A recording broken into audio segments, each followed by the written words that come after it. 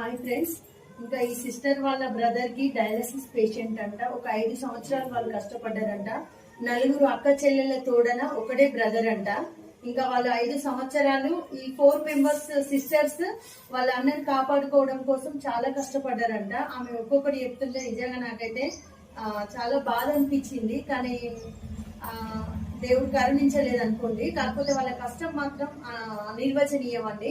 చాలా కష్టపడ్డారంట. సిస్టర్స్ అందరూ కూడా వంతుల వారీగా ఒక వీక్ లో 2 టైమ్స్ డయాలసిస్ ఉంటే వాళ్ళు ఒక సిస్టర్ ఒకసారి ఇట్లా వాళ్ళ వదినకు వెయిట్ పడకుండా వాళ్ళు కూడా తన వంతుగా అన్నని కాపాడుకోవడానికి శత విధాల ప్రయత్నం చేశారంట.